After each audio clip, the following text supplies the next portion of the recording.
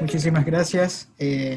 Pues bueno, sí, realmente a veces dentro de todo el sistema y el proceso de la calidad obviamos ciertos aspectos que de hecho van a contribuir de una otra manera a todo ese gran aporte que nosotros necesitamos afianzar dentro de los procesos de laboratorio clínico. En virtud de aquello, vamos hoy día un poco a recordar aspectos que de por sí ya los tenemos implementados en muchas ocasiones y en otras pues que nos toca revisar y afianzar para poder mantener todo ese circuito del sistema de gestión de la calidad bajo los estándares establecidos, bajo la visión que nosotros en un momento determinado vayamos a tener dentro de nuestros laboratorios. En virtud de eso, pues, vamos a iniciar retomando, recordando lo que se ha venido también un poco enfocando en las diferentes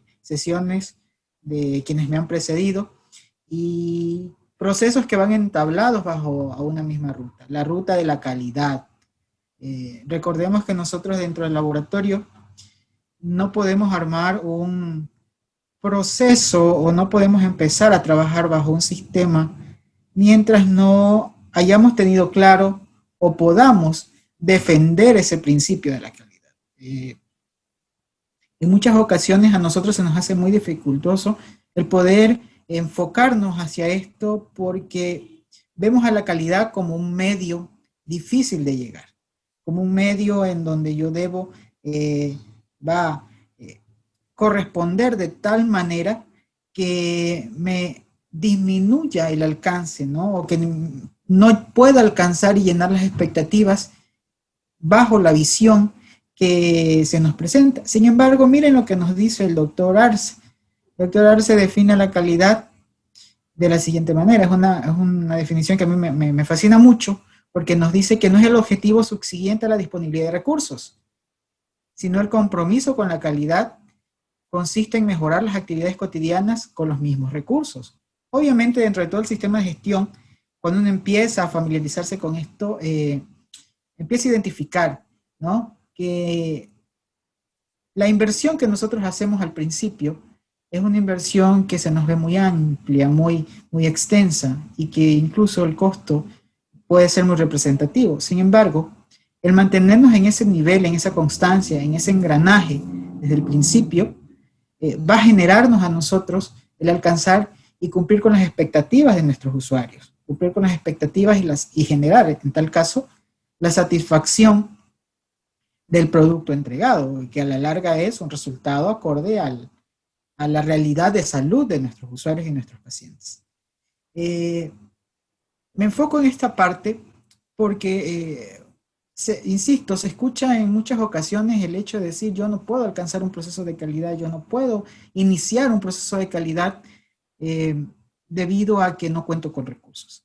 Y pues el día de hoy vamos a enfocarnos en una de las partes importantes y que yo siempre he considerado una de las principales, independientemente de la inversión que se tenga que hacer a mediano, corto o largo plazo para mantener el proceso, es el poder defender los criterios con los cuales yo voy a trabajar durante toda la estancia de una muestra, durante todo el proceso que yo vaya a ejecutar en las diferentes fases del laboratorio clínico. En virtud de eso, pues, podemos nosotros garantizar incluso un resultado con los insumos, los recursos que hemos iniciado o que se ha iniciado a utilizar. Tanto así que dentro de todo el proceso de gestión, retomando un poquito la parte del sistema de gestión total de la calidad en el laboratorio, recordemos que la gestión de los recursos nos pide optimizarlos, nos pide utilizarlos de manera eficiente, de manera adecuada, y por tanto no hay mayor inversión. Obvio, salvo situaciones que demanden en un momento determinado querer progresar, avanzar de manera paulatina, de manera progresiva, alcanzar estándares deseados o tener una iniciativa y una perspectiva mucho más amplia. ¿Por qué no direccionarnos a un proceso de acreditación o certificación, que de hecho sí va a requerir una inversión, pero para eso debemos estar preparados. Entonces, en la primera fase de aquello va a consistir en esa parte que me permita a mí sustentar todo lo que yo voy a realizar, todo lo que a mí en un momento determinado me va a crear un producto aceptable, un producto, insisto, capaz de ser competitivo incluso, con grandes laboratorios o con laboratorios eh, que contienen o constituyen un mismo sistema de salud o un mismo circuito de salud o un mismo nivel de salud, según cómo nos encontremos clasificados. Sin embargo, pues hablar de calidad, como ustedes saben, es algo nuevo. De hecho, la ISO 9000 ya lo enfoca y lo ubica como características, ¿no? De una entidad, de un proceso que le confieren una aptitud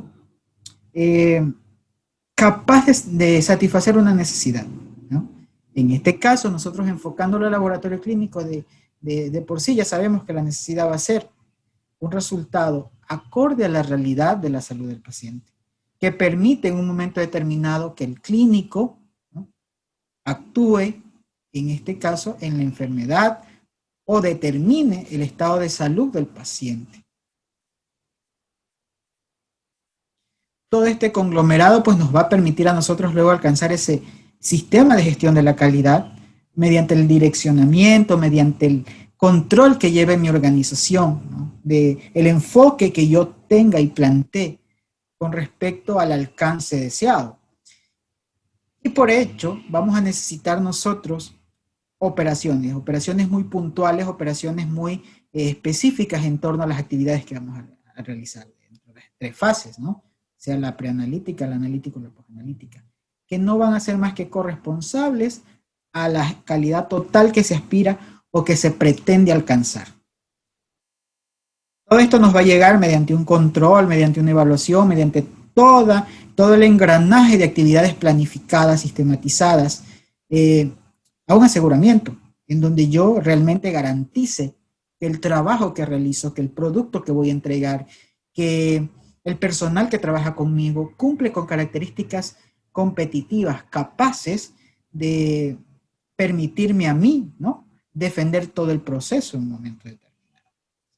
Entonces, enfocándonos en esta parte de la calidad, ya vemos la necesidad que se tiene para que todos hablen el mismo sentido, el mismo idioma, el mismo lenguaje frente al proceso implementado.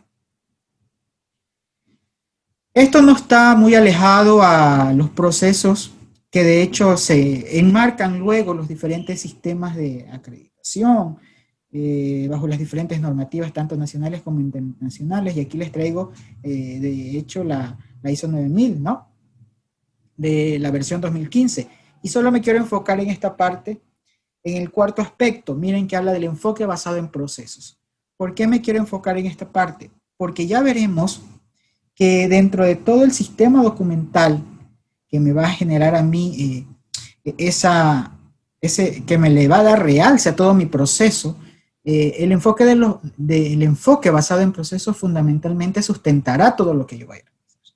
Va a permitirme a mí crear un engranaje, un circuito capaz de unificar las diferentes actividades, las diferentes situaciones que se me vayan generando durante la fase preanalítica, analítico, posanalítica. El CLSI tampoco se aleja de aquello.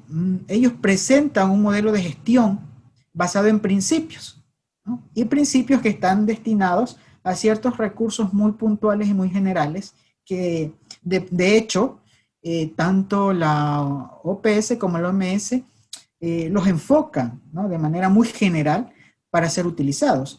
Enfoques que van direccionados, si ustedes miran, el primer elemento, documentos y registros, que de por sí ya los tenemos nosotros muchas veces en los laboratorios, pero no los manejamos de manera organizada, ¿no?, que sustenten un proceso. Todos los procesos que vayamos nosotros a tener dentro del sistema de gestión van a necesitar estar sustentados, van a necesitar estar documentados, y es hacia donde nosotros debemos enfocar nuestra primera meta. Por eso les decía yo al inicio, en la parte introductoria, que a veces debemos un poco cambiar pensamiento de que yo necesito gran inversión para empezar un proceso de gestión, porque el proceso de gestión de la calidad es progresivo, definitivamente. Nosotros no podemos lanzarnos a un proceso de gestión sin habernos preparado previamente, sin saber cuál va a ser nuestra realidad, sin conocer bajo qué aspectos vamos a desarrollar los diferentes procesos o cuáles van a ser, en este caso, la competitividad que voy a tener o cómo voy a generar yo ese criterio competitivo frente a otras organizaciones, que pueden ser laboratorios públicos, privados e inclusive de especialización. Frente a aquello, recordemos que el laboratorio clínico es uno de los eslabones claves dentro de todo el sistema de salud. Aún no se cambia el eje de creer que sin un análisis clínico, sin un resultado, no se puede tomar una decisión, que probablemente es complementaria y que probablemente en muchas situaciones sea muy indispensable, pero se sigue creyendo que la salud, dentro de sus procesos complementarios o de apoyo frente al diagnóstico, está el laboratorio. Y ante ello nosotros no podemos taparnos los ojos. Y por tanto reconocer que todos estos procesos, sean técnicos, profesionales, administrativos, que se van a generar en ese círculo de laboratorio, mediante el análisis de las muestras biológicas, van a contribuir de principio a fin a que se dé ese diagnóstico inmediato, a que se dé esa intervención inmediata. Y de hecho, nosotros dentro del sistema de gestión debemos considerar que nuestra principal misión debería ser alcanzar la exactitud para que evitemos procesos en un círculo vicioso tal que un paciente se vuelva en un momento determinado un mecanismo o un medio para tratar de investigar algo que se desconoce, en donde haya que hacer muchas intervenciones hasta poder llegar al culmen de la situación, si es que se llega a definir cuál fue realmente el diagnóstico del paciente. Entonces, seguimos siendo uno de los elementos, uno de los eslabones de salud importantísimo. Ubicando lo que nos dice la calidad, ¿no? El alcanzar al final del día un resultado que cumpla con las expectativas de nuestros usuarios, internos o externos. A más de eso, reconocer que el laboratorio es un ente complementario dentro de todo el sistema de salud que va a facultar y va a dar ese realce al diagnóstico final. Debemos reconocer que es una documentación. El documento, yo siempre lo proyecto y digo, pues bueno, el documento va a ser lo que yo quiero materializar y quiero establecer, ¿no? Que ha adquirido algo, una importancia, una consistencia y que a su vez va a permitir sustentar algo. Yo sé decir, yo para poder establecer que el automóvil es mío, obviamente tengo que matricularlo, ¿verdad? Tengo que cumplir con todos los procesos pertinentes en donde va a salir de principio a fin que yo soy la persona, ¿no? Dueña, propietaria de ese automóvil. Pues para eso nos sirve muchísimo la parte documental, para poder sustentar procesos y que estos no se queden en el limbo, que estos no se queden en el espacio, que estos de una u otra manera no nos provoquen en un tiempo determinado una dificultad, sino más bien un apoyo. Más aún en un proceso de gestión, en donde sabemos que en un momento determinado vamos a necesitar crear procesos de auditoría, crear procesos de intervención por las no conformidades que se vayan a determinar o que se vayan a presentar, y a su vez, porque si yo me quiero preparar para un proceso de aseguramiento total mediante una acreditación o una certificación, pues necesito documentar y tener esas evidencias, muchas de las cuales son retrospectivas, evidencias que no necesariamente son evaluadas en tiempo presente, sino en tiempo pasado. Frente a eso es importante también reconocer que nosotros en el laboratorio clínico vamos a manejar tal información que en un momento determinado constituirá toda la documentación, al menos en el sistema de salud, documentación que forme parte de un historial clínico, forme parte de un historial médico. teniendo ese realce. Y en donde además existirá un sustento mediante una firma, mediante una validación, mediante una liberación pertinente. Entonces debemos, insisto mucho yo eso, dentro de un sistema de gestión documental, tener claros aspectos que nos permitan sustentar toda esta parte, ¿no? De cómo llevamos de manera organizada el sistema de gestión. Yo en algún momento conversaba con alguien en una auditoría y decía, no, nosotros sí empezamos, nosotros estamos trabajando con un sistema de gestión de la calidad, compramos los controles de calidad, pasamos, el control se ve que está dentro de lo establecido y seguimos trabajando. Y yo les decía, pero ¿y el sustento? No está en el hecho de adquirir algo sencillamente, sino en analizar lo que vamos a adquirir. Y sobre todo, ya veremos más adelante que, por ejemplo, las cartas de Levi-Jennings, las cartas de control, que son el mecanismo de justificación de que realmente nosotros hacemos un análisis de un sistema de control de calidad, al menos en la fase analítica, es importantísimo y fundamental. Toda esta documentación que nosotros vamos a manejar dentro del laboratorio va a tener dos fuentes, definitivamente. Las fuentes externas y las fuentes internas. Y toda esta documentación, tanto interna como externa, deben tener estos 4 elementos importantes. Ser comunicada, no podemos negar la información a nadie. Entendida, obviamente, información que nosotros generemos de manera interna debe ser capaz, ¿no?, de representar inicialmente la realidad y además debe estar bajo un estricto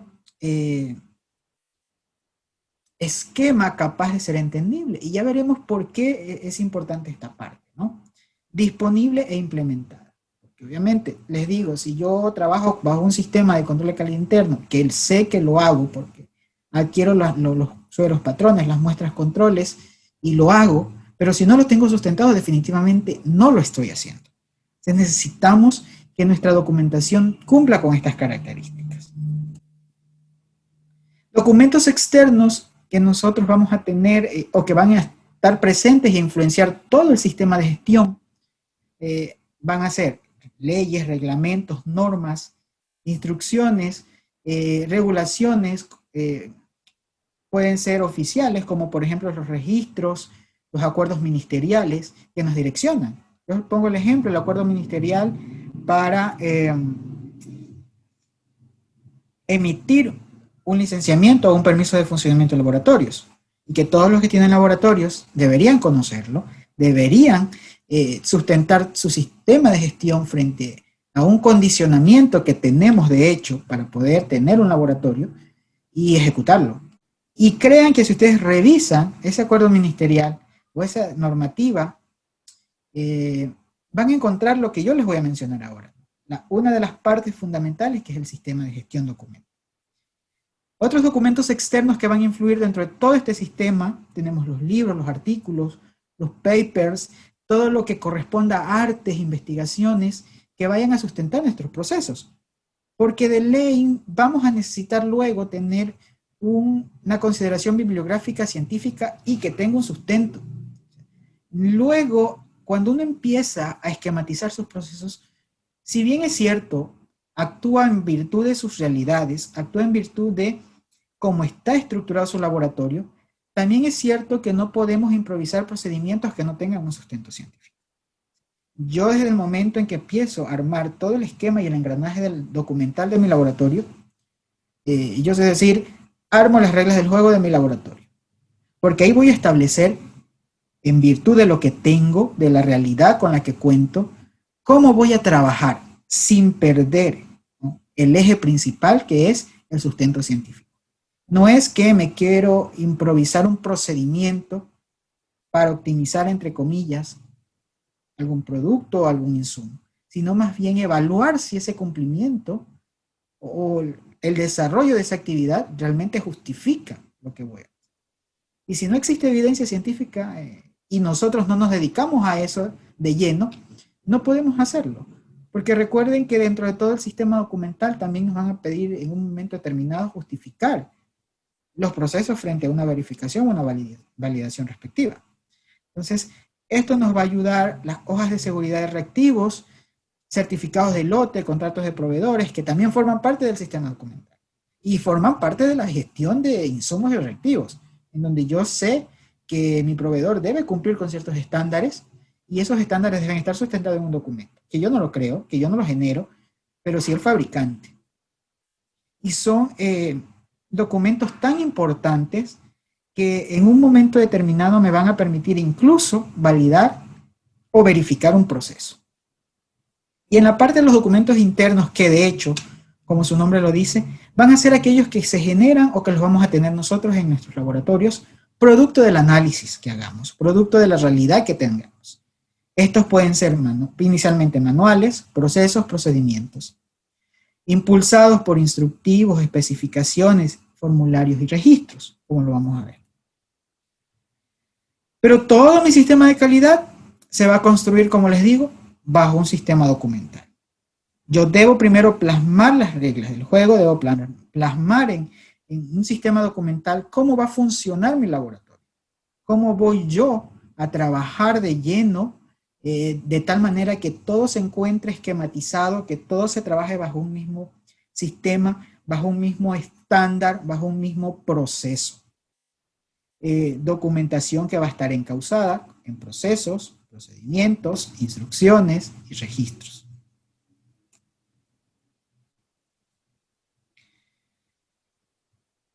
Pues dentro de esto es importante reconocer que el laboratorio clínico y su sistema documental, nosotros podemos trabajar con esta pirámide. Esta pirámide que a mí me fascina muchísimo porque me habla de 4 niveles, y 4 niveles que son muy puntuales.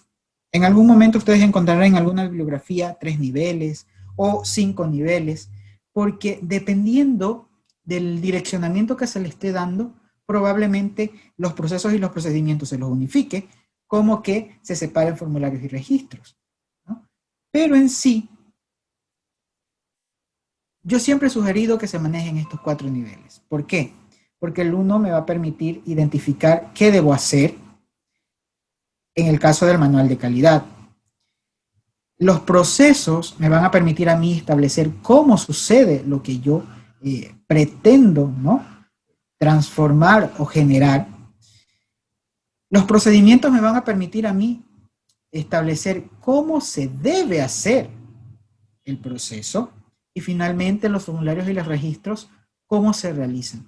A tal punto que el manual de calidad, yo siempre he dicho, es la tal vez mala comparación que voy a realizar, pero yo siempre lo miro así.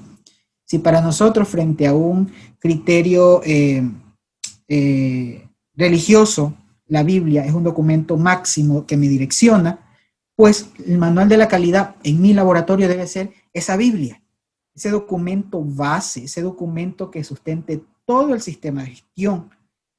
Tanto así que allí yo podré ubicar compromisos adquiridos por las máximas autoridades, compromisos adquiridos por quienes direccionan una organización. En el caso de los procesos, pues fundamentalmente es evidenciar cómo se va a transformar todo ese engranaje, ¿no?, de actividades que yo desarrollo en un laboratorio, más aún teniendo en cuenta que nosotros en el laboratorio manejamos 3 fases muy puntuales: la fase preanalítica, la fase analítica y la fase posanalítica, y que de hecho en su ejecución van a necesitar estar engranadas, mantener ese engranaje de principio a fin. Yo no puedo avanzar una fase analítica mientras no haya pasado por una pre, ni tampoco puedo saltar de una pre a una post. Entonces, va a existir ese engranaje que nos va a dar un producto final, ¿no? Y los procedimientos, por otro lado, van a describir ya muy puntualmente las actividades. Van a decir de qué manera yo voy a procesar una muestra para obtener, por ejemplo, un resultado de un analito de glucosa. Cómo voy yo a realizar de manera muy puntual un análisis para obtener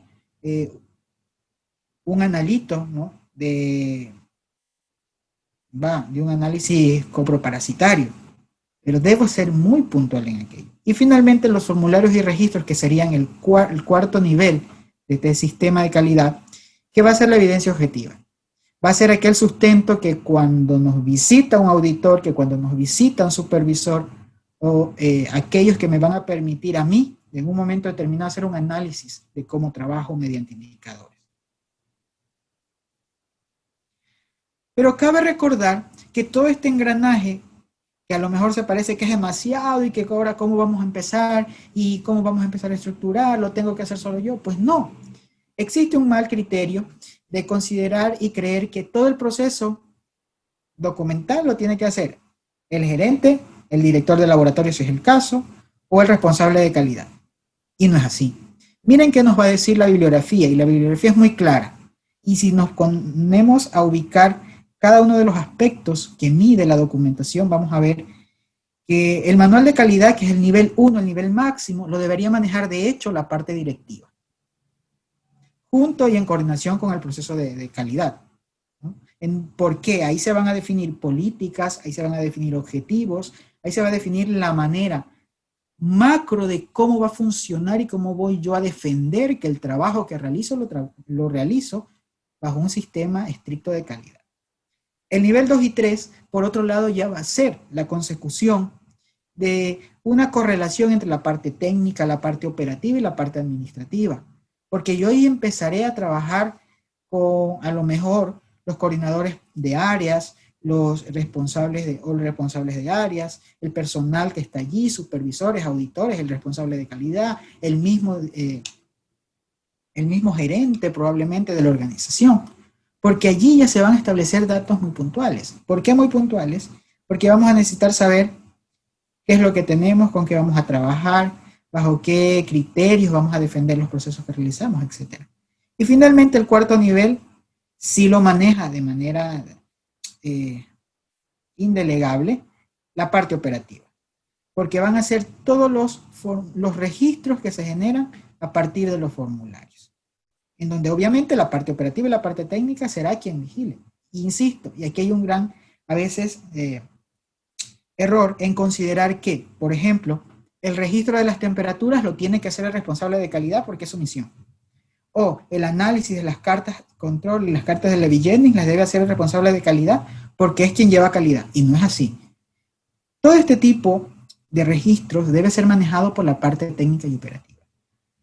Porque soy yo quien visionó la realidad de lo que está dando. Yo soy el que está observando a qué temperatura se encuentra el termómetro. Yo estoy observando cuáles son las variaciones constantes y diarias según mi trabajo en las cartas de control y cartas de Levi Jennings. Yo estoy evidenciando que las muestras que me llegan y que luego yo reporto en un sistema por producto de rechazo, realmente han cumplido ese criterio y por eso han sido eliminadas. Entonces, somos nosotros, insisto. Debemos cambiar la forma de pensar que el proceso y el sistema de gestión solo lo van a llevar dos personas. Definitivamente no. Si nosotros no nos comprometemos a trabajar en equipo, no se va a poder sacar adelante todo este sistema documental. ¿Por qué debemos documentar? Vamos a visionar un poquito y a pensar. Porque inicialmente debo cumplir con lo que me dicen las especificaciones del producto o servicio. Insisto, recuerden que cuando a nosotros nos llega un inserto, nos llega un producto, nosotros podemos verificar el proceso, pero no vamos a validar algo que ya está validado, salvo que nos dediquemos a un proceso de investigación bajo un sustento, ¿no? O la detección de algún proceso y una no conformidad. Sin embargo, es dar cumplimiento. Y por tanto, si a mí me dicen que bajo ese estricto sistema debo manejar ese producto, pues el producto no se lo puede improvisar de otra forma. Asegurar que las cosas se harán de forma estipulada, asegurar que los resultados van a ser reproducibles, que el proceso que yo realizo para determinar una muestra de glucosa lo va a hacer mi compañero de la guardia de la noche, de la guardia de la tarde, y todos van a llegar al mismo resultado, que para esa muestra existen valores elevados. Y no esas variaciones que se pueden provocar de que en la mañana estuvo alta, en la misma muestra, en la tarde puede haber una variación, probablemente hay algunos factores que intervengan, pero si yo he manejado la muestra de manera adecuada, no debería haber ningún proceso variable. Más aún si he manejado un sistema de trazabilidad desde el principio, el fin, previo al proceso. Nos va a facilitar el entrenamiento, porque así yo no voy a improvisar cómo trabajar en un área específica, cómo trabajar bajo un proceso específico. Todos debemos trabajar y estandarizar. vamos a mantener, en este caso, cumplimiento en requisitos legales. Les decía hace un momento, el acuerdo ministerial que nos habla de licenciamientos y permisos de funcionamiento es muy claro.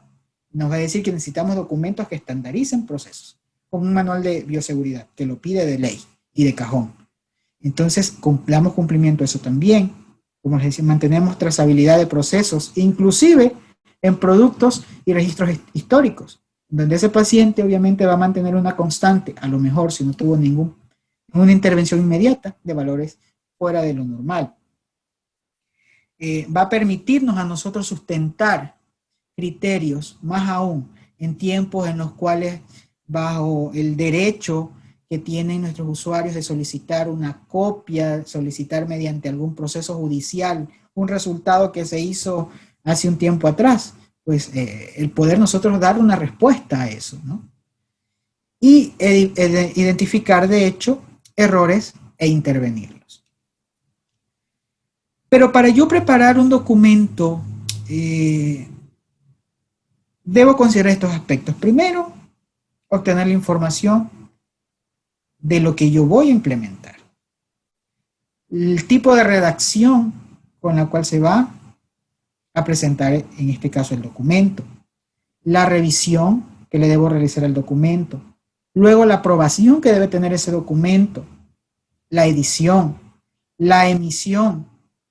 Obviamente, una vez que yo ya he pasado estos procesos, necesito dar a conocer cómo voy a trabajar o qué es lo que voy a implementar mediante la divulgación.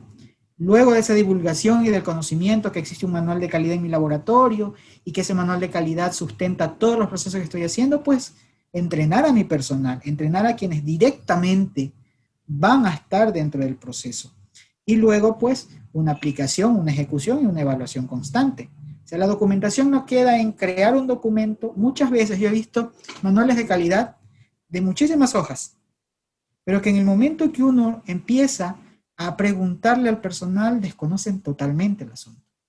O sencillamente no ejecutan lo que dice el manual, porque lo único que hicieron fue, decía un profesor mío, para zafar el momento, copiamos, pegamos, ubicamos y presentamos. Y se zafó el momento. Pero ¿y de allí dónde está todo el proceso implementado? Se cae todo el sistema de gestión. Como veíamos, los niveles de documentación van a ser 4. En este caso vamos a ingresar al nivel 1, que es el manual de la calidad.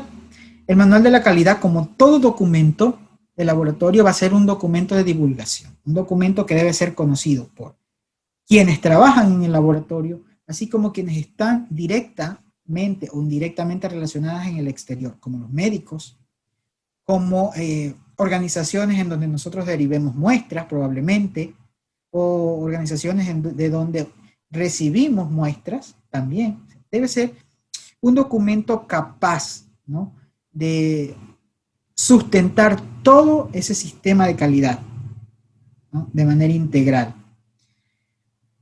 El manual de calidad debe tener dentro de su estructura una política de la calidad. ¿Qué será una política de calidad?, dirán ustedes. Es la forma como yo voy a trabajar, es el quehacer, ¿no?, cómo yo voy a implementar el sistema de gestión de la calidad. Si yo sé que para alcanzar esa satisfacción de mi usuario necesito implementar un programa de calidad interno, un programa de calidad externo, de hecho, lo debo realizar y lo debo plasmar allí. A lo mejor en el manual de calidad yo no establezco muy puntualmente cómo lo voy a hacer, pero sí dejo claro que mi laboratorio trabajará bajo esos dos estrictos sistemas. O a lo mejor con una comparación interlaboratorio, pero debe estar plasmado. O sea, insisto, el manual de calidad va a ser la parte medular de todo el sistema que luego vaya a ser ejecutado.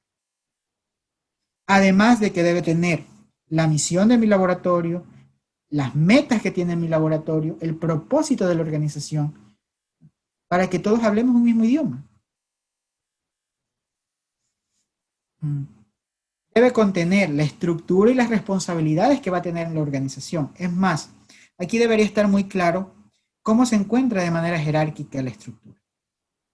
¿Quién es el responsable? ¿Cuáles son sus funciones? ¿Cuáles son sus responsabilidades? ¿Cómo voy yo a trabajar con el resto de la parte documental? Que van a los procesos, los procedimientos y los registros.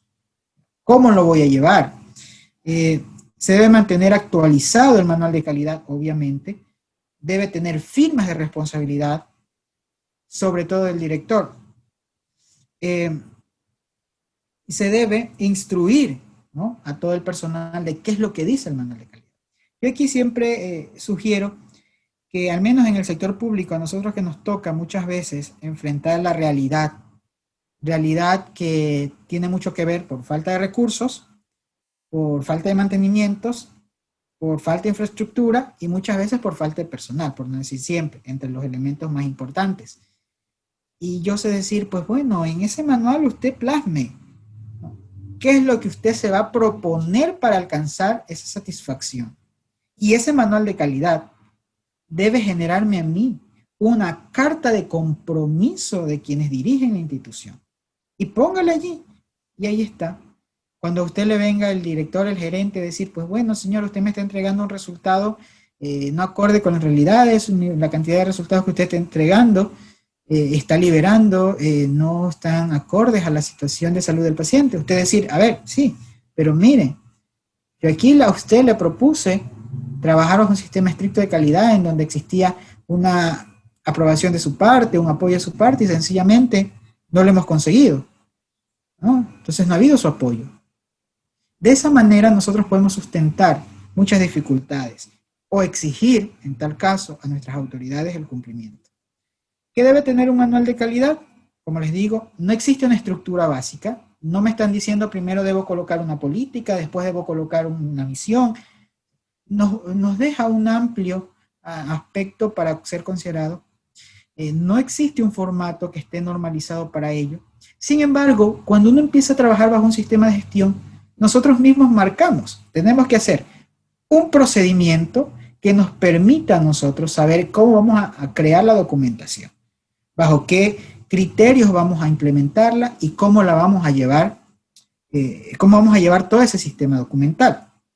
Y un poco lo que les mencionaba, no está en el hecho de tener 1000 hojas en un manual de calidad, sino en la esencia que tenga y lo más puntual y práctico que sea mi manual de calidad. Porque yo ahí no voy a poner, como les decía, cómo hago el programa o cómo ejecuto el programa de calidad interna o externa. Lo que voy a ubicar allí es que lo voy a realizar. ¿Y en qué momento yo detallo aquello? Cuando empiezo a descender en los niveles y llego al tercer nivel, que es el de procedimientos. Sin embargo, quienes se aventuran a aplicar las 15189 en sus diferentes versiones, quienes se aventuran a un sistema de acreditación probablemente vayan a tener sugerencias en considerar el orden de presentación del manual de la siguiente forma. Primero, considerar la política de la calidad, que tenga mi laboratorio en base a mi realidad, no en base a la realidad del entorno, no en base a la realidad que copié y pegué de por allí algún otro laboratorio, no, sino en base a mi realidad. Segundo aspecto, la descripción, en donde se va a aplicar el sistema de gestión de la calidad, la presentación de la estructura organizativa, directiva del laboratorio, cuál va a ser ese sustento para que funcione adecuadamente, la descripción de las funciones y responsabilidades de todos, incluyendo la dirección, la descripción de la estructura y las relaciones, cómo se van a ir manejando mis documentos, donde yo estableceré que dentro de mi sistema documental voy a contener procesos, voy a contener procedimientos, voy a tener registros, voy a tener documentación anexo, ¿no? Como las normativas, como acuerdos ministeriales, etcétera, que sustentan todo lo que yo estoy realizando. Todo manual de calidad, pues como les decía, debe tener sus políticas de calidad y debe considerarse ciertos aspectos esenciales para realizar un buen trabajo que nos van a permitir identificar tanto los procesos y los procedimientos involucrados. ¿Qué es lo que me permiten las políticas a mí? Por ejemplo, saber hacia dónde vamos, por qué lo hacemos. ¿Mediante qué? Mediante la declaración corta y concisa de cuál es la intención de la institución para mi producto final, que era lo que les mencionaba, ¿no? Alcanzar un resultado de calidad. Los procesos me van a permitir a mí responderme cómo sucede, pero de manera cronológica, de manera organizada, establecer las secuencias, teniendo en cuenta que existe un producto inicial y un producto de salida. donde el producto inicial, por ejemplo, en el laboratorio, es una solicitud o una muestra, y mi producto final va a ser un resultado, ¿no?, que ha pasado por un proceso específico. Los procedimientos nos van a responder a cómo lo hacemos mediante la documentación muy minuciosa. Ahí sí, cómo yo realizo el proceso, el programa de calidad interno de la calidad, ¿no? Fundamentalmente cómo lo voy a hacer, cómo voy a adquirir los productos, qué productos, etcétera, de manera muy puntual. Y los registros, que nos va a responder el que hicimos, porque eso nos va a crear a nosotros todo el proceso documental histórico. Les decía, en una auditoría no es que vienen y les dicen, enséñenme probablemente el registro de hoy día, pero también nos pueden decir, enséñenme el registro del 15 de enero del 2020. Y debemos tenerlo. En torno a lo que les mencionaba, un ejemplo, aquí este ejemplo está en relación a la política de los recursos humanos, en donde, por ejemplo, la política está orientada a definir objetivos, compromisos de la organización con respecto al personal. ¿En torno a qué? A cómo se los va a calificar, a cómo se da la orientación, a cómo se da la capacitación, a cómo se evalúa el desempeño, entre algunos. El proceso en torno a esa política va a ser definir perfiles de cargo, seleccionar el personal en donde yo establezca, a ver, lo primero que hago es recibir, por ejemplo, una hoja de vida. Luego analizar la historia clínica, en donde yo de manera cronológica vaya viendo cómo se realiza el proceso, ¿no? En procedimientos, pues ya vamos a ser muy puntuales, como por ejemplo establecer un programa de capacitación en fechas. ¿Quién lo va a hacer? ¿Cuáles van a ser los temas? ¿Y en qué momento específico? Y en los registros, pues, la documentación que sustente. Si seguimos con el ejemplo de capacitación, ¿cuál va a ser el registro? Pues la asistencia. Aquí está. Todos participaron en esa capacitación. Ese es mi sustento. Ese va a ser mi evidencia objetiva, de la cual hemos hablado desde el principio, y que yo deba presentar para sustentar el sistema. El segundo nivel van a ser los procesos. Los procesos, como les decía, va a ser la secuencia de actividades que tienen un inicio, o una entrada, y un final, o una salida. Ahí les he puesto un diagrama. Normalmente los procesos se los maneja mediante diagramas, como el que tienen allí. Miren que se hace referencia a la recepción de la muestra. Tenemos una entrada, que es la muestra, la recepción de la muestra, y una salida que va a ser un análisis. Y para obtener esos dos elementos, pues vamos a tener que cumplir con ciertos aspectos que van a estar evaluados de manera cronológica, porque obviamente si mi muestra que recibo no se le evalúa y se establece si está etiquetada adecuadamente o no, yo no puedo avanzar y procesarla. Primero tengo que identificar si está bien etiquetada.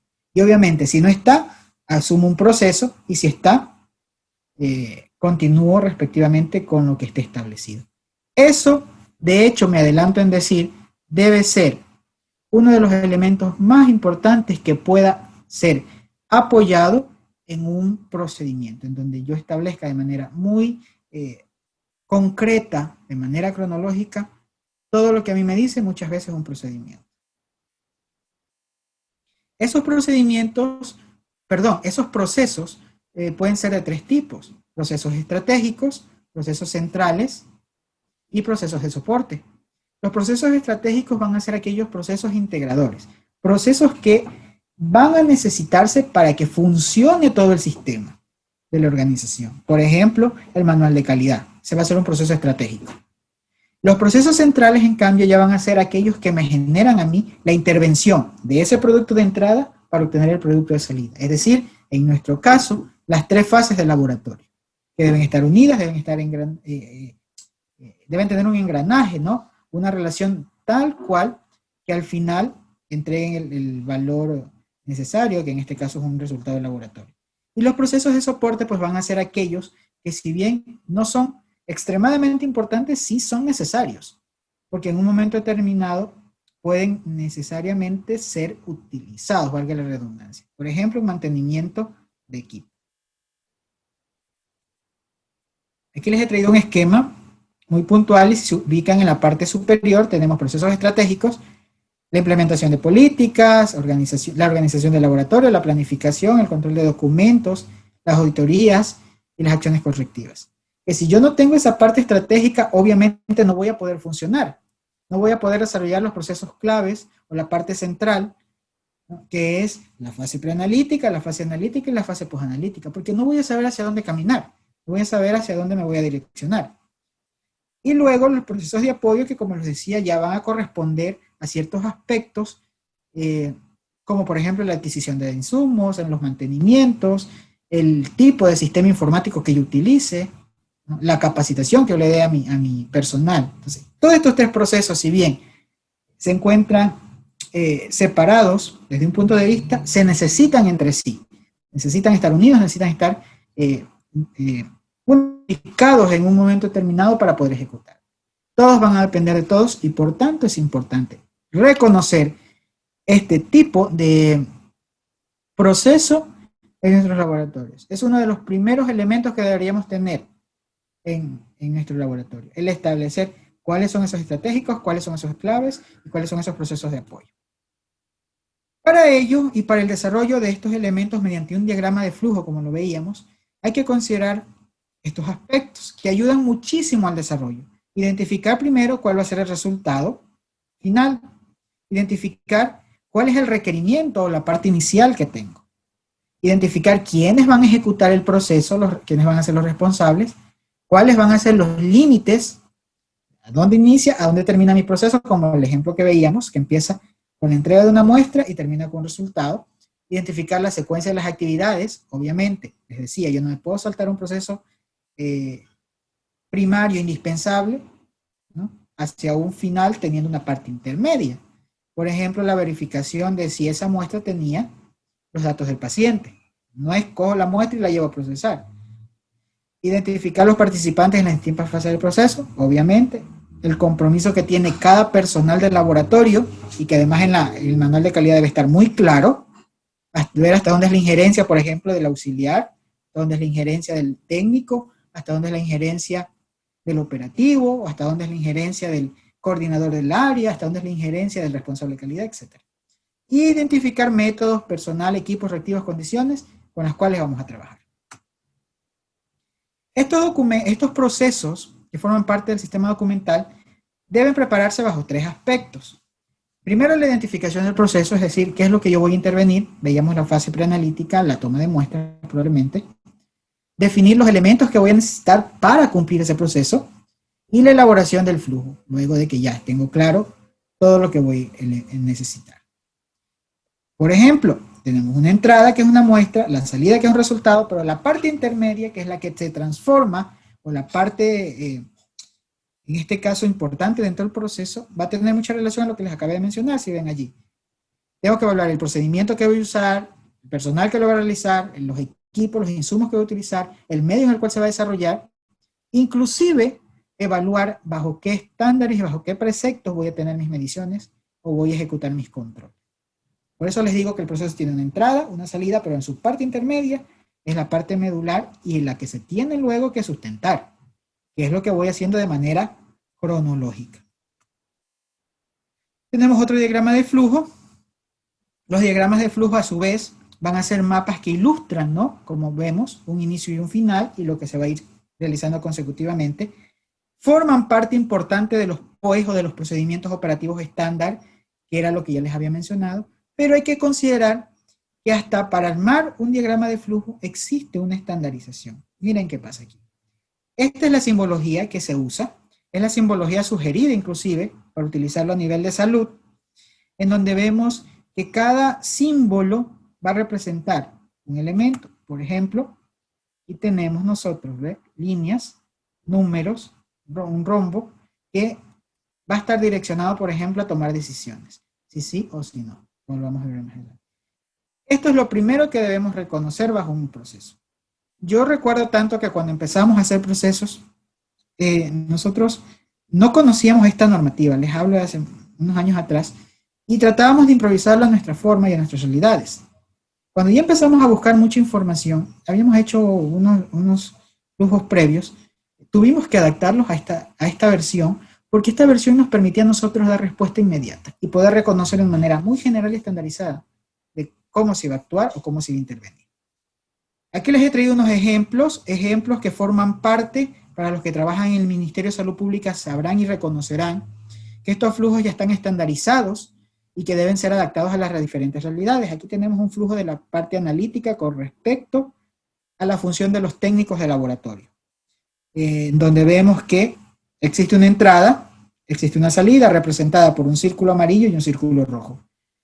Las diferentes actividades representadas en unos rectángulos, por ejemplo, dice recibir muestras desde la fase preanalítica, luego el segundo paso cronológico, generar la lista de procesamiento de las muestras, el tercer paso, considerar si la muestra Q es urgente o no es urgente, y se define a través de un rombo, que como veíamos es la que nos permite diferenciar dos aspectos, y se va canalizando todo el proceso, ¿no?, hasta llegar a la consecución final. Y además, estos flujogramas del MCP traen de por sí ya un elemento inserto, como pueden ver ahí, que al final nos va a decir que concluye una fase posanalítica, pero esa fase posanalítica tiene más elementos concentrados, y lo podemos evidenciar mediante ese signo de más en el recuadro que se encuentra ahí. Acá les he traído uno de referencia, si ven tienen el mismo esquema, pero este es sobre el proceso de transfusión. Este forma parte de los flujos de medicina transfusional del Ministerio de Salud Pública. Aquí vemos la parte de la intervención del personal durante el proceso de transfusión, el personal técnico y el personal médico o el personal de enfermería, dividido en dos fases, ¿no?, pero que llegan a la misma consecución, terminan en una hemovigilancia y terminan en un abastecimiento. Y acá un gráfico mucho más amplio, que también forma parte de los del Ministerio de Salud Pública, que nos va a hablar de la fase preanalítica.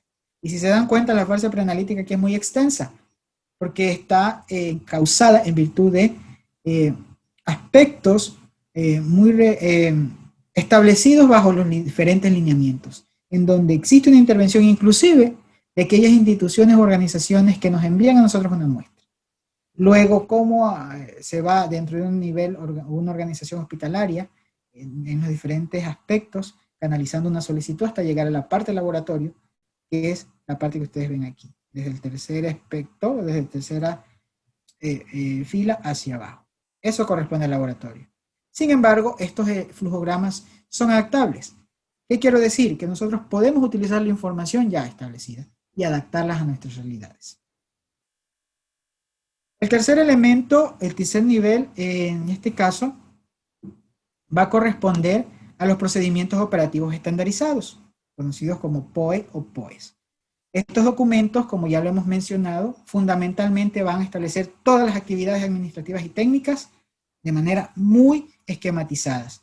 Nos van a permitir a nosotros establecer qué se debe hacer, cuándo, cómo, dónde se hará y quién lo va a hacer. Y son elementos que ya vamos a ver, son fáciles de determinar. Por ejemplo, ¿dónde encuentro yo la parte muy puntual para saber cómo debo generar el proceso para determinación de una glucosa? Todos me dirán, en el inserto que les llega junto al reactivo. Correcto. Pero recuerden que ese inserto es un inserto muy general, que debe ser adaptado a nosotros. Entonces, quiero encauzar e iniciar diciendo que nosotros no podemos decir, tengo un procedimiento operativo estandarizado porque tengo un folder con todos los insertos perforados y bien organizados. Eso no es un procedimiento operativo, porque debemos adaptar, insisto, esos a nuestras realidades.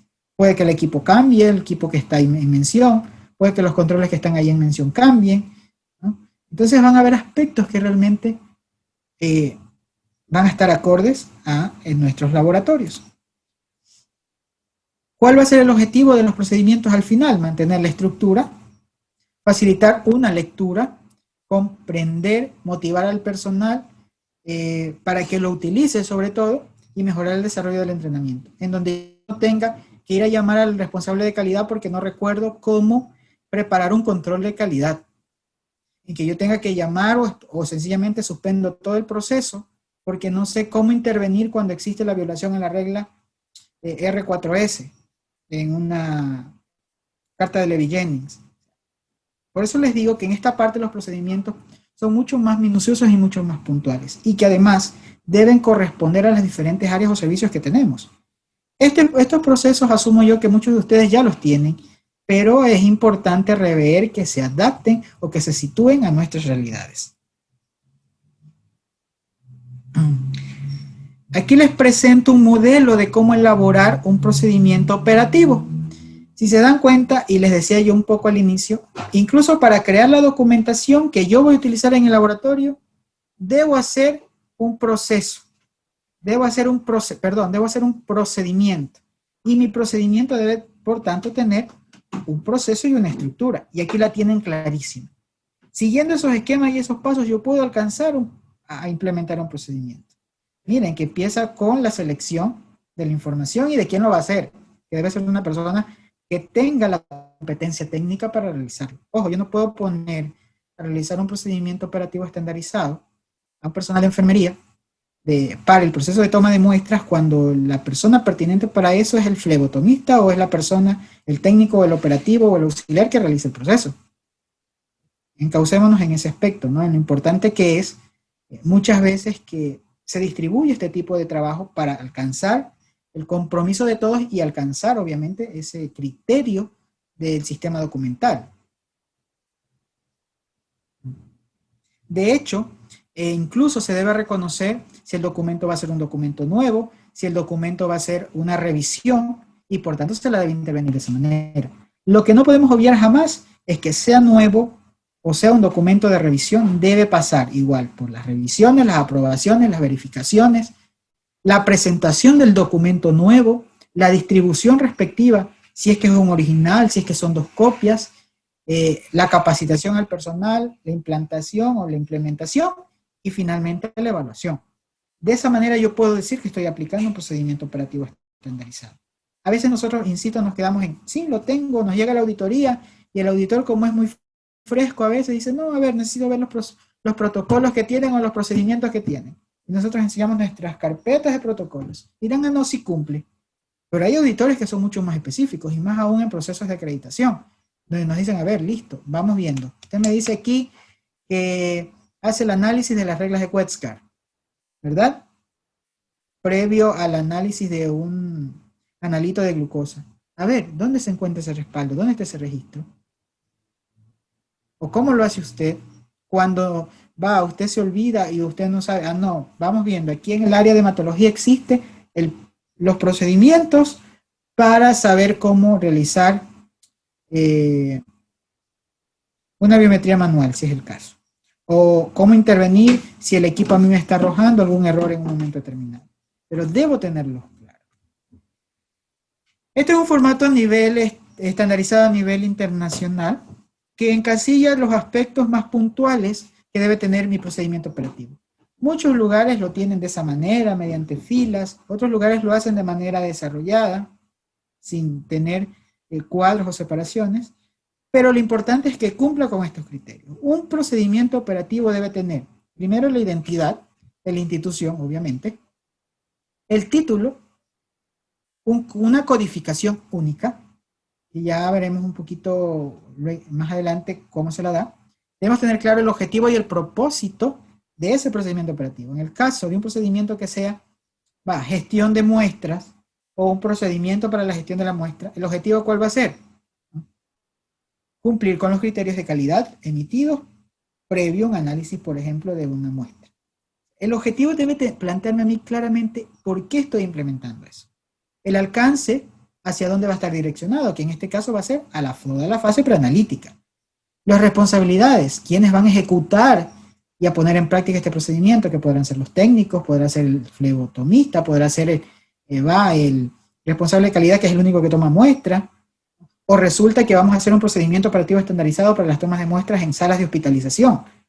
Y allí quien tiene la responsabilidad ya no va a ser el laboratorista, porque a lo mejor allí quien toma la muestra es el personal de enfermería o el personal médico. Entonces debo canalizarlo hacia ellos. La parte de definiciones fundamentalmente son conceptualizaciones muy puntuales, aspectos o definiciones que vayan a permitirnos entender el resto del procedimiento. Sobre todo aquellos que tengan una injerencia directa. Las referencias que les mencionaba va a ser todo el sustento bibliográfico y científico que a mí me faculta decir que lo que estoy escribiendo allí, que lo que voy a plasmar allí realmente está sustentado. Como por ejemplo el uso o no de un torniquete en un tiempo estimado. No el tiempo que yo creo conveniente, sino el tiempo que esté estimado. Los formularios y registros obviamente van a ser necesarios, se los había mencionado hace un momento también, porque voy a necesitar tener un formulario, un esquema, con ciertas características que ya las vamos a ver, y obviamente que esté lleno, que tenga registro continuo, porque si no, de nada me sirve tener un formulario. Y ese registro va a ser el sustento de saber que yo estoy ejecutando lo que me dice ese procedimiento operativo estandarizado. Luego viene el desarrollo del procedimiento, que ya son las actividades muy puntuales. Por ejemplo, si estamos hablando de una fase preanalítica de toma de la gestión de la muestra, pues ahí deberá explicar desde el principio cómo se sensibiliza al paciente, de principio a fin, cómo voy yo a agendarlo, cómo voy a tomar la muestra, cómo voy a evaluar o a verificar mis insumos, si cumplen o no cumplen, cómo voy a procesar los desechos dentro del proceso preanalítico, cómo voy yo a marcar la trazabilidad en la temperatura y el almacenamiento previo al proceso de análisis, etcétera. Todo lo que corresponda a eso. Luego vienen los anexos. En los anexos normalmente se ubican los flujogramas que van a representar de manera muy esquemática todas esas 100 hojas que ustedes hicieron en ese protocolo. Debe estar especificado mediante un esquema, mediante un flujo. Y eso se ubica en anexos o imágenes o en este caso elementos que me direccionen a mí el cumplimiento de aquello. Como por ejemplo, si fuera un procedimiento para la clasificación correcta de desechos, obviamente yo deberé reconocer y ubicar coloraciones, si hay algún tipo de rotulación específica, etc.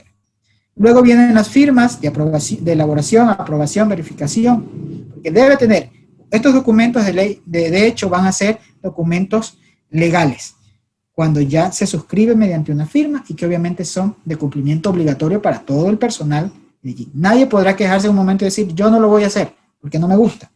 Porque de hecho, cuando se implementa un sistema de gestión y cuando ustedes tienen su laboratorio y van a implementar un sistema de gestión, lo primero que le deben decir al personal es, todos tenemos el compromiso de trabajar en equipo para alcanzar la calidad y más aún para empezar a trabajar con la documentación o la implementación de la documentación. Por ahí recaigo en lo que les venía mencionando.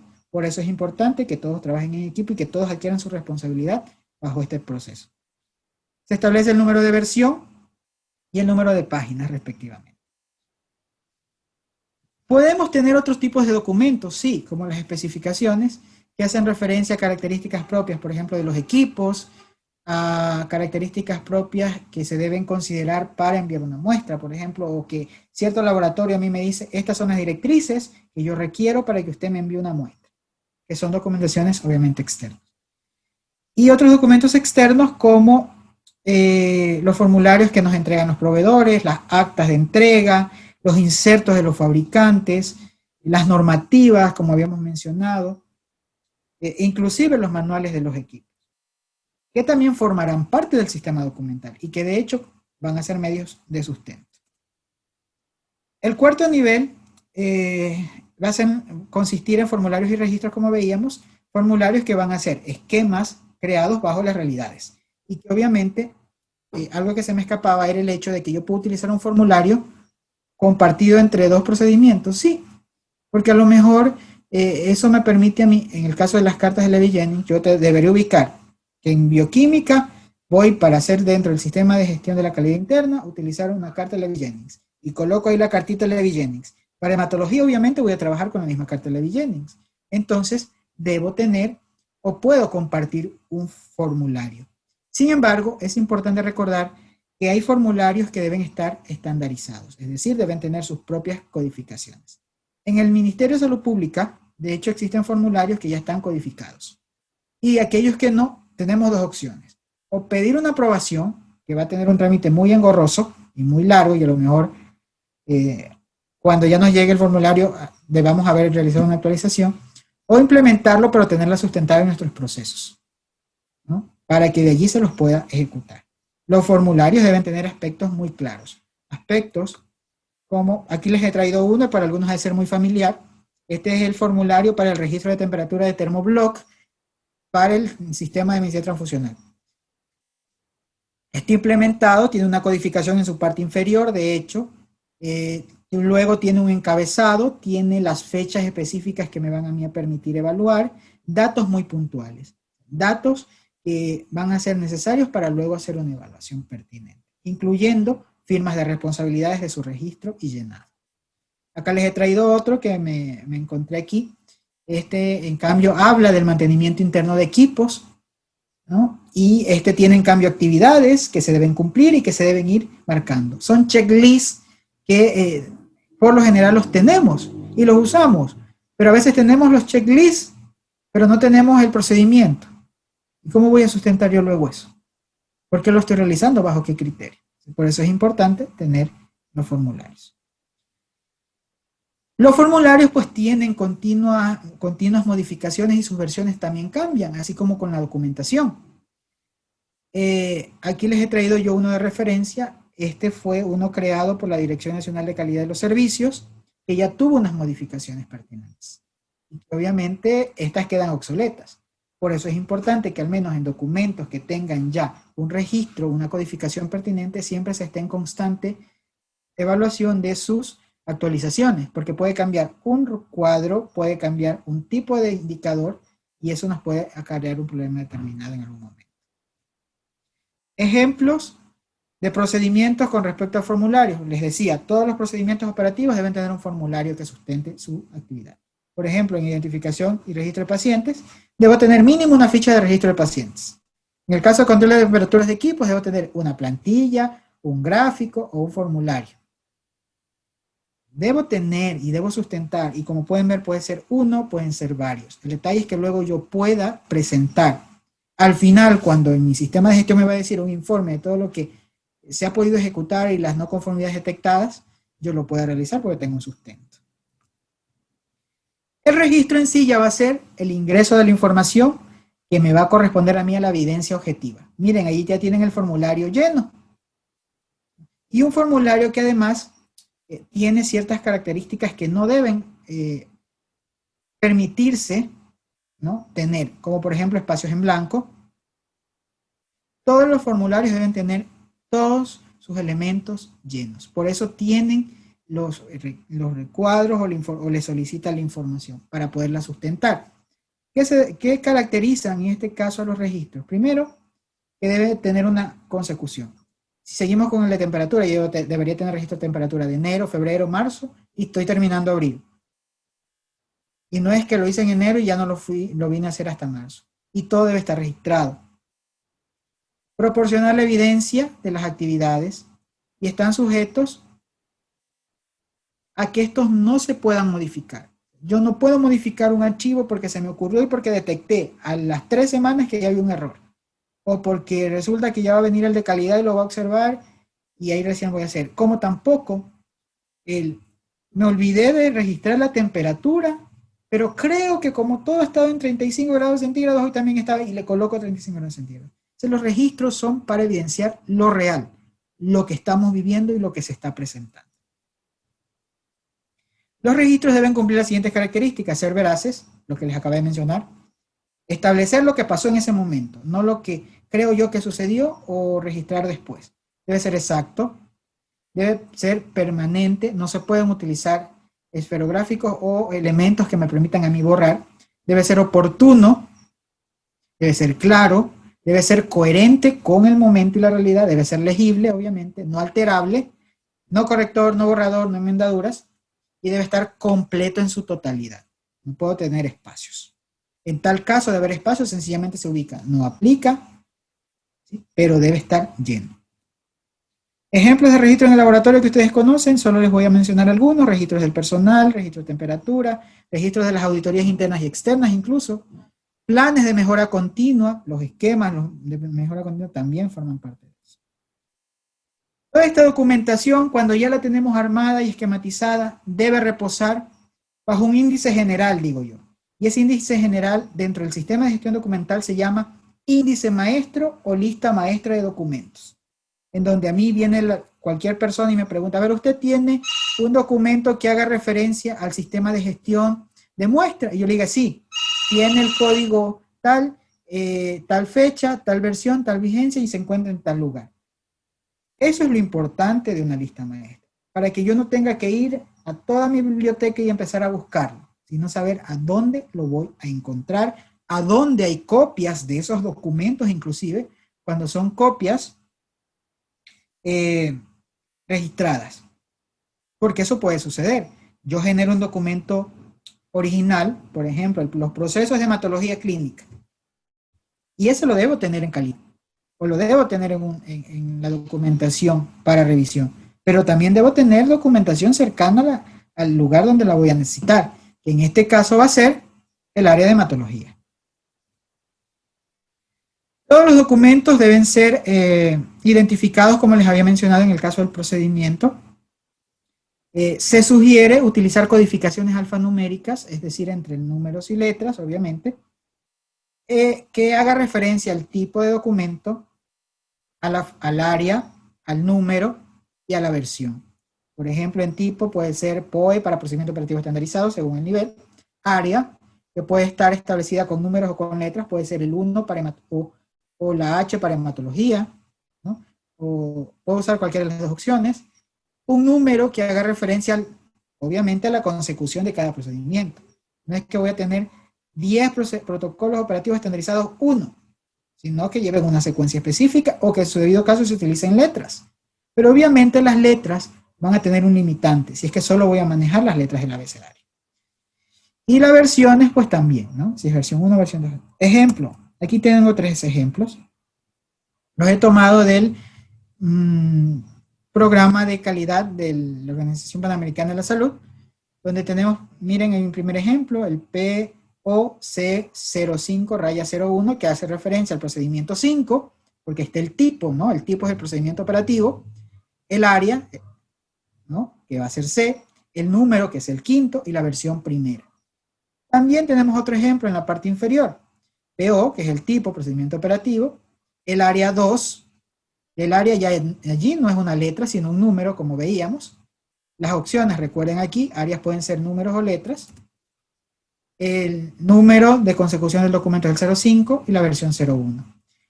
O en el caso de formularios, miren allí, tipo F, que significa formulario, el área 2, el número 05A, porque a lo mejor hay versión A, versión B, o ese tiene un anverso y un reverso, y finalmente la versión 1.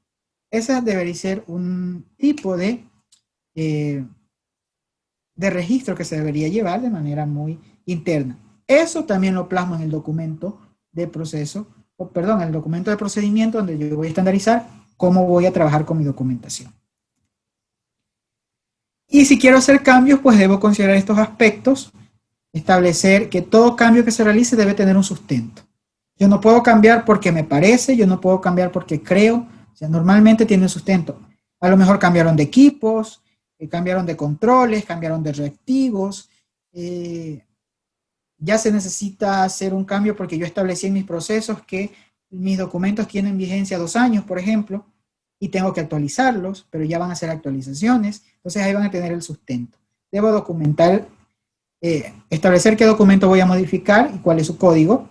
Debo describir por qué se da el cambio, las razones por qué se va a dar el cambio, o si voy a cambiar solo ciertos aspectos, si esta afectación va a generarme a mí una intervención total del proceso, si a su vez va a ser necesario que tras ese cambio se deba capacitar otra vez a todo el personal en la totalidad o en qué aspectos, quién lo solicitó y quién lo aprobó y respectivamente en qué fechas. Normalmente quien aprueba los cambios se canaliza entre el responsable de calidad para que lo apruebe el gerente, el director de laboratorio o el representante de la organización, la máxima autoridad que corresponde en este caso a ese organismo. Pero también puede suceder que nosotros no solo tenemos información en física, sino que tenemos información mediante un sistema informático. El famoso sistema LIS, por ejemplo, forma parte del sistema documental informático. Pero todos los sistemas electrónicos, sea para documentación alguna, sea para registros de algún formulario y dar cumplimiento a lo que me dicen mis procedimientos, deben cumplir con estos 3 factores: la permanencia, la seguridad y la trazabilidad. Permanencia, que corresponde a que mi sistema se va a mantener continuo de principio a fin durante todo el tiempo. Estaré en la capacidad inclusive de darle un mantenimiento permanente para que no se pierda la información, para que no haya ninguna manipulación, etc. La seguridad, que me debe garantizar dos aspectos: la confidencialidad de los datos, más aún en información que lleva obviamente datos propios de cada usuario, y la seguridad de que no pueda ser manipulable por ningún medio. Aquí recae el hecho del sistema LIS cuando trabajamos en línea, y en donde yo debo garantizar que nadie más, que el usuario reconozca o que el médico pueda reconocer sus resultados, y que esos resultados no sean manipulables ni por un hacker, ni menos ser intervenidos por algún virus electrónico, etc. Y finalmente la trazabilidad, que me permita a mí mantener registros electrónicos a largo plazo y que dentro del tiempo mínimo me permita a mí saber que la muestra que yo registré al principio, que era de William Lino, me da un resultado al final que pertenece a la realidad de la salud de William Lino. Y no fue que hubo una equivocación porque a lo mejor transcribí un resultado. Más aún cuando no están conectados mediante un sistema o un circuito o un sistema informático los procesos. Un poco para finalizar mi intervención, solo reconocer que un buen sistema de gestión nos va a garantizar que todos los datos de mi producto, desde el principio, cuando yo recepto una solicitud, hasta el final cuando voy a entregar un resultado, se van a gestionar de manera adecuada. Me van a garantizar a mí alcanzar el producto deseado. ¿Cuál es el producto deseado? Un resultado acorde a la salud, insisto yo siempre eso, a la realidad de la salud de mi paciente. Que si necesita una intervención antibiótica, que si no la necesita, que si se necesita una intervención mediante una prueba de mayor complejidad, se lo haga de manera pertinente en un momento adecuado. Un buen sistema de gestión tendrá y considerará todas las formas, ¿no?, que se utilizan en el laboratorio, sea física, sea sistema informático o digital, pero todo debe estar planificado. Si yo voy a trabajar bajo un sistema informático digital, debo tenerlo implementado en mi proceso, es decir, todo el esquema o esta parte del sistema documental la voy a manejar de manera digital mediante estos procesos. Me debe garantizar a mí accesibilidad, exactitud, puntualidad y seguridad de los datos. Todo su paciente deberá acceder a su resultado. Su resultado va a ser exacto, va a estar en el tiempo estimado y nadie más lo va a ver bajo el criterio de confidencialidad, como lo va a decir el siguiente precepto, y la privacidad propiamente. Nadie más va a conocer que ese paciente es reactivo, por ejemplo, para una prueba de VIH, salvo el médico que tenga acceso o el usuario. Y que bajo el criterio del usuario, pues obviamente luego se pueda conocer. Pero nadie más. Y aquí recaigo en la importancia también que tiene el criterio de confidencialidad frente a la documentación, en donde en el momento en que ustedes establecen la política de calidad dentro del manual de calidad, deben tener clara también esa carta de confidencialidad. Si bien es cierto, yo les decía, podemos nosotros hacer una carta de compromiso de los directivos para que trabajen en calidad, también se puede intervenir con una carta de confidencialidad con el personal técnico y operativo, en donde los criterios médicos adquiridos mediante un resultado de laboratorio o los resultados obtenidos se van a manejar en el laboratorio, no fuera de las paredes, y que luego todo el mundo supo, y que luego la enfermera, y que luego que del laboratorio jamás se incumpla ese precepto, que además forma parte de los lineamientos y de operatividad dentro de los criterios de ética profesional del laboratorista, que forman parte de los acuerdos ministeriales hacia los cuales les sugiero se acerquen, los lean y los analicen. Finalizo con esta frase que me gusta muchísimo, la estoy utilizando mucho en las sesiones de pregrado y posgrado, y es que lo que nos dice que si se documenta, debe hacerse. Si se hace, debe documentarse. Lo que no está registrado, jamás se ha hecho. Muchísimas gracias.